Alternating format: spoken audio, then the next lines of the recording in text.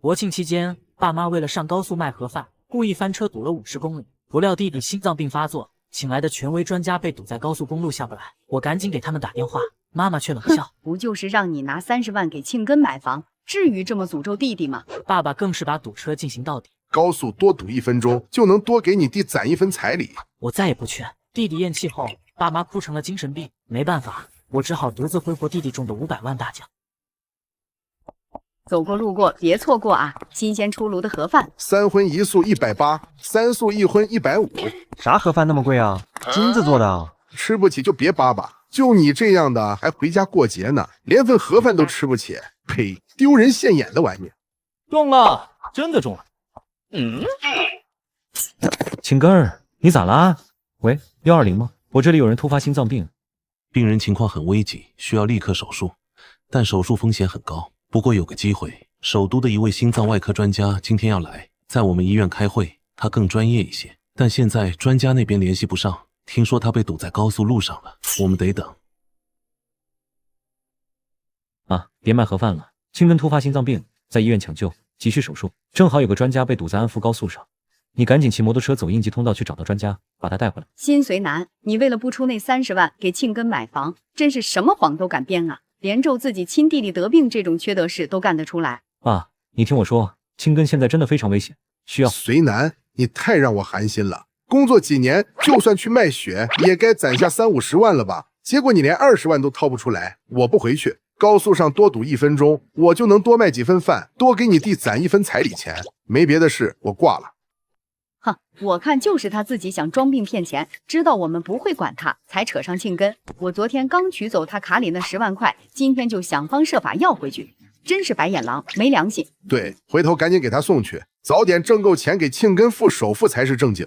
碰巧在此时，我关注的主播开启了直播，正好就在父母所在的高速上。Hello， 各位老铁们，我现在位于安福高速公路上，这里已经堵死了，应该是有辆货车横在路上，出了点问题。想要上高速的建议绕行啊。盒饭喽！嘿，高速上居然有卖盒饭的，真稀奇，让哥们儿给你们测评一下。大娘，给我来2份，一共330。这行，就当给家人们开开眼了。我一下子就看出来，这明明就是弟弟昨天剩下的饭菜。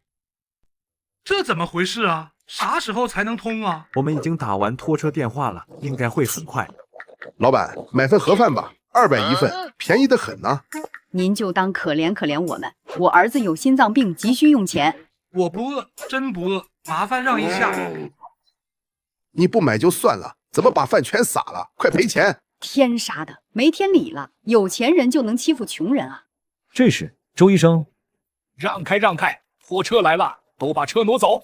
周医生快步走向车，嘴里念叨着：“还有机会，还有机会。”而父亲从怀里掏出一把生锈的大剪刀，想跑没门。紧接着，他用剪刀狠扎进周医生车的左前台。你干什么？把剪刀放下！打人了！有钱人欺负穷人啊！我不活了！看着眼前面色惨败的弟弟，我有些不忍心，于是我踏出了医院，决定骑摩托亲自将周医生接回来。你松开，真有病人在等我，要出人命的。给钱，不赔钱别想走。行，按最高价赔1万吧，总行了吧？不行，还有人工费、包装费、精神损失费，少说5万。就是穷人的劳动不值钱嘛。你们，我要报勾。报啊，你报啊，让帽子叔叔看看有钱人怎么欺负老百姓。家人们，这出大戏我是跟不动了，撤了。随南，赶紧来高速帮我，遇到个开豪车的无赖。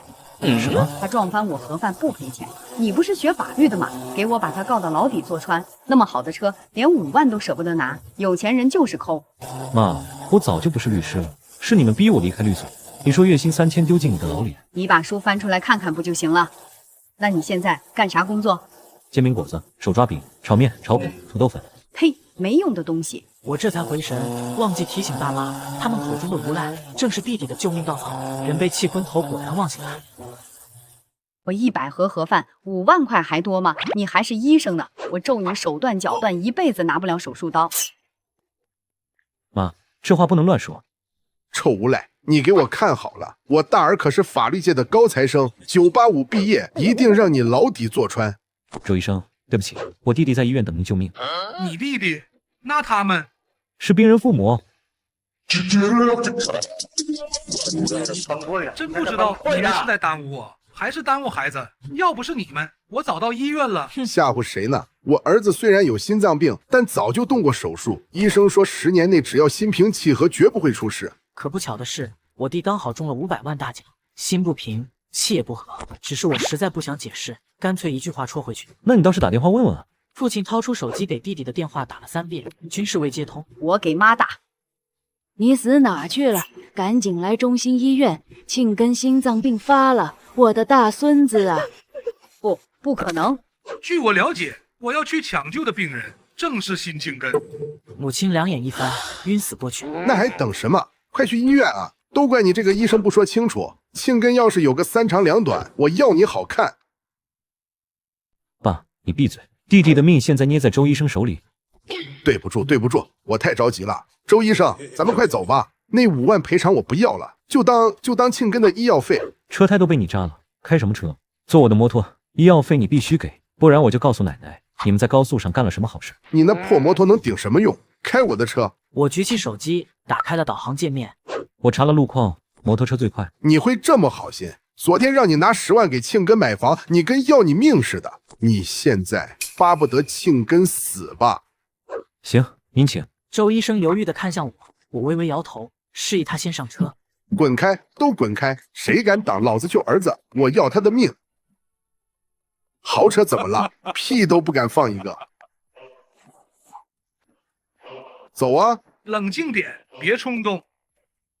都 TM 等死呢，我儿子在医院抢救，滚开！我老婆是孕妇，你老公，我快生了。120吗？对，我在高速上。现在我媳妇羊水破了。快让我看看。你干什么？你是救我儿子的，不是给野种接生的。你骂谁野种呢？救死扶伤是我的天职，我的病人不只有你儿子。你一个心脏科医生会接生？喂，你媳妇被别的男人看光了，你不嫌丢人啊？孕妇丈夫文弱的脸瞬间涨红，青筋暴起，一拳挥出，正中父亲面门。我 TM 撕了你的嘴！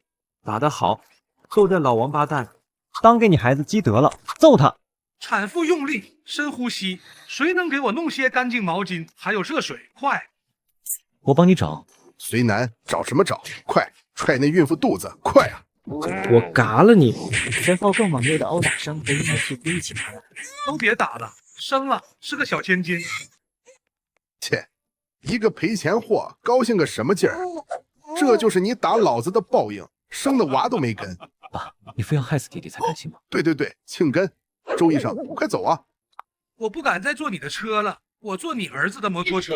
我还没说你呢，你帮什么忙？哪有我儿子重要？那可是我们老辛家的根，庆根，你懂吗？周医生深吸一口气，不再言语，直接走向我的摩托车。快走！辛庆根进手术室3小时了，现在情况不太好。周医生，拜托了。手术室红灯亮起，奶奶跪在地上，对着墙壁咚咚磕头。老天爷啊，保我大孙子，保住我老辛家的根啊！手术室大门打开，周医生走出来。很抱歉，我们尽力了。如果我能早到3小时，也许……庸医。他们扑向周医生，我朝着走廊大喊一句：“保安，有人医闹！”2名保安冲来，瞬间将心腹按倒在地。你就是记恨高速上的事，故意害死我儿子，我就该在高速上撞死你。我以职业生涯发誓，真的已经尽了全力。我的儿啊，我的庆根啊！第2日，我正准备打电话商量葬礼的事宜，刚拿出手机，就弹出了一条名为“无良大褂坑害病人，盒饭爸爸一夜白头”的热搜。我点开那条视频，我儿子才25岁啊！那个大褂就因为高速上一点摩擦，故意不救我儿子。这是一个维权类账号用极其夸张的口吻讲述了颠倒黑白的故事。下面一水水的评论都是：这人还开豪车，钱哪来的？这种人不配当白大褂，就是有这么一群德不配位的混子，才让无辜的孩子失去性命。我十分心疼周先生，便给他打了个电话。周先生，您放心，我一定帮您澄清。沾上我爹妈，就当毕生的霉运提前用完，以后人生一定顺顺利利。挂断电话，我再次打开热搜，风向已经有所变化。狗屁盒饭180一盒还贼难吃，那孙子开车横冲直撞，吓到我老婆，活该断子绝孙。凭什么他的父爱要让其他无辜的司机买单？我们的命不是命吗？评论区吵成一团，父亲再次浑水摸鱼，他亲自注册账号回应：撞车也是无可奈何。作为一个父亲，救儿子是本能，再重来一次我还撞。他理直气壮的言论收获了一堆点赞和打赏，不到一天就赚了5、6千。被周医生救过的孕妇也看不下去，罕见发文：感谢周医生救了我女儿。然而孕妇的发言不仅没扭转舆论，还被冠上娇妻的帽子。有，小娇妻就是这样，是个男人都感谢。你孩子活了下来，盒饭爸爸的孩子却失去生命，你在嘚瑟什么呀？种种言论气得我差点砸键盘，好在我终于把通话录音整理好，当天就把证据发给其他大 V 博主。没过2小时，30万给弟弟买房，丢人现眼等话题冲上热搜。原来大儿子打电话提醒都不回去，能怪得了谁？我打工20年都没攒到10万，打工人累木了。孕妇又甩出一段行车记录仪的录像，里面有我爸心狠手辣让我揣孕妇肚子的言论。在此澄清，盒饭大叔的大儿子没揣我肚子，还帮周先生接生，祝好人有好报。这下网友的脸挂不住了。你怎么能对未出世的宝贝动手？什么未出世的宝贝？哪有我儿子重要？明明是你耽误了人家救人，凭什么把孩子的死推卸在白衣天使头上？因为我在高速上故意弄洒盒饭坑他5万，所以他才不安好心。这种卑鄙小人居然是白大褂。一堆留言看下来，我爸救子心切的人设彻底崩塌。这下没人愿意再帮他说话，甚至不少人放出往年高速堵车的照片，证明我爸年年都去高速公路上制造事故卖盒饭。晚上，父亲刚一进门就皱着眉：晚饭呢？老子忙活几天，连口热乎饭都吃不上了吗？庆根没了，你还有心思吃饭？饭菜端上桌后，爸爸罕见拉着我坐下：随南，快来吃晚饭。记忆中，自从我弟出生后，我再也没上桌吃饭。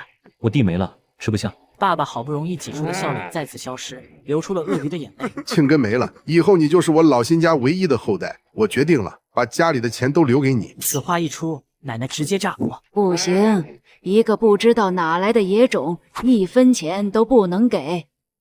我是被领养的，据说是因为我八字好，能够让母亲生下儿子。后来真的有弟弟了，他们把我送回收养所，但收养所并未接收我。从那之后，我就只能一边上学一边打工给辛家赚钱。我总觉得父亲不安好心。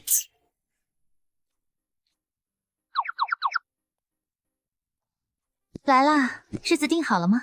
定好了我就买机票。缅国那边都催了，不仅给我们20万，每个月还再给1万呢。你说的算，等给他卖了拿到了钱，我就跟那个老女人离婚，到时候你再给我生个儿子。嘿嘿嘿。哎呀，你真坏。那行，我跟他们说明天就转钱，后天就把他送走。我拿出了手机录了音，心想着原来在这等着我呢。他想把我卖到国外，那这份20多年的父子情也该到此为止了。